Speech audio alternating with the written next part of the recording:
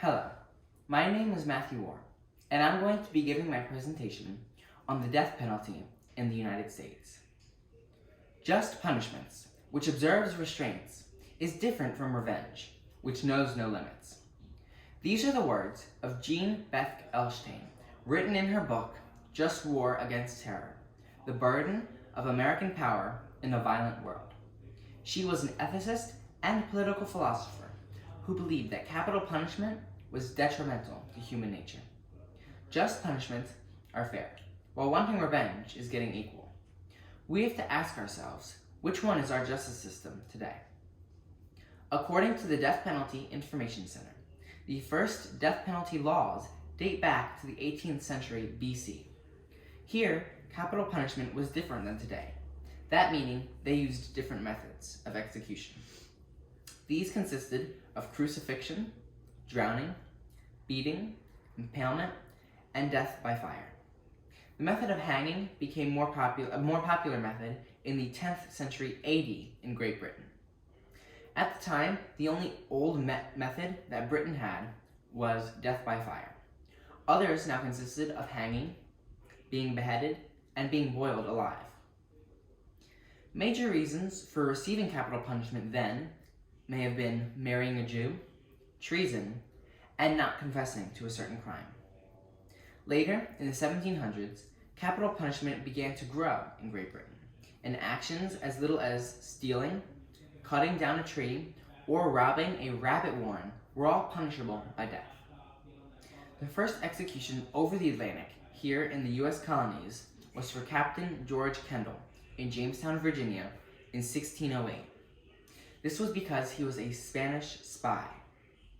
4 years later, in 1612, the governor of Virginia placed laws that made capital punishment a suitable punishment for crimes as little as stealing grapes, killing chickens, or trading with the Indians. The death penalty has been used throughout history in many different cultures and religions. Today, in the U.S., there are many problems with the death penalty. Some believe that it should be abolished, while others believe there is no need. The United States should change its penal code to abolish the death penalty. Capital punishment is racially biased, it kills the innocent, it's barbaric, it contradicts our Constitution, U.S. taxpayers are footing the bill, and it does not deter crime. But before we continue on, what does the word penal code mean? Well, according to Merriam-Webster Dictionary, a penal code is a code of laws concerning crimes and offenses and their punishments. And to cover all our bases, what is the definition of death penalty? Well, Britannica describes it as an execution of an offender sentenced to death after conviction by a court of law of a criminal offense. The death penalty should be abolished because it's racially biased. This is one of the biggest problems facing our legal system. According to the Equal Justice Initiative, African Americans make up 42% of the people on death row, 34% of those who have been executed, in a country whose African American population is only 13%. With the death penalty abolished, the government will be able to address racial bias in our justice system. Right now, race influences who is sentenced, not the crime, and the data in Georgia has shown it to have only gotten worse.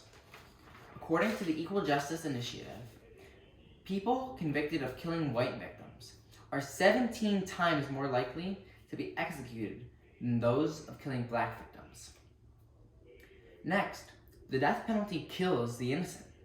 According to the Equal Justice Initiative, the death penalty, quote, treats you better if you are rich and guilty than if you're poor and innocent. As a result, a stunning number of people have been sentenced to death. The third major problem is that capital punishment is barbaric. The ACLU states that one cannot know whether lethal injection is really painless, and there's evidence that it's not. Even a slight error in dosage or administration can leave a prisoner conscious but paralyzed, a sentient witness of his or her own asphyxiation.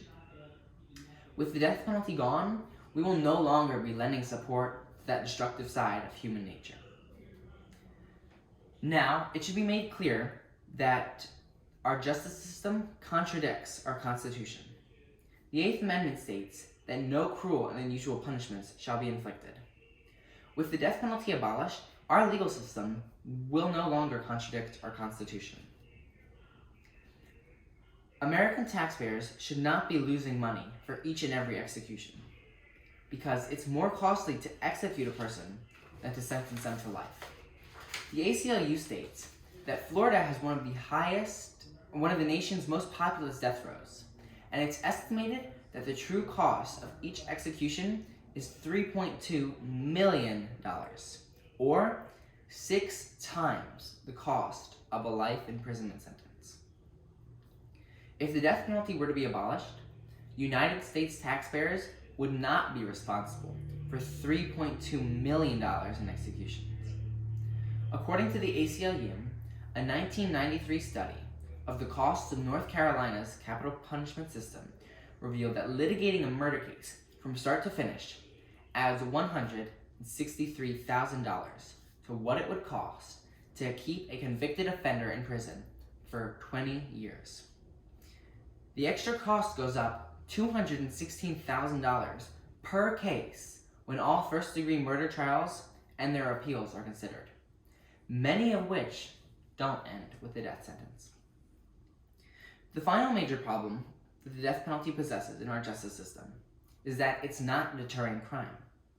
The ACLU states that there is no credible evidence that the death penalty deters crime more effectively than imprisonment. With the death penalty banned, if the data shown is true, crime will deter. According to the Equal Justice Initiative, studies have shown that murder rates, including murders of police officers, are consistently higher in states that have the death penalty, while states that have abolished it have some of the lowest rates of police officers killed in the line of duty. As you can see, there are some major problems with our justice system. Luckily, there's a solution. In this solution, Congress will pass legislation illegalizing capital punishment, and anyone currently on death row will be resentenced. The legislative branch and the Department of Justice will oversee the transition, while the Board of Prisons will be enforcing it. Reappropriations of the funds that are currently used for the death penalty will now be used during the transition. As you can see, there are some major problems with the death penalty.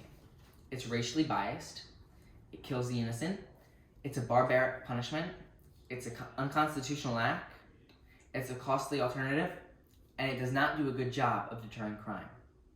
There's also a plan to fix this. All executions will be made illegal. The Department of Justice and Board of Prisons will oversee the transition and enforce it. And since capital punishment is already costly, all we need to do is take the money used for the death penalty and use it in a new system. This plan will not only work, but will provide several benefits. Racism will be addressed. The innocent will no longer be killed. Our legal system will uphold our Constitution. We won't be lending support to that destructive side of human nature. U.S. taxpayers won't be footing the bill. And crime in those places will get better. We should be seeking just punishments, not revenge. Therefore, the United States should change its penal code to abolish the death penalty. Thank you. My eyes burn so bad. What's the time?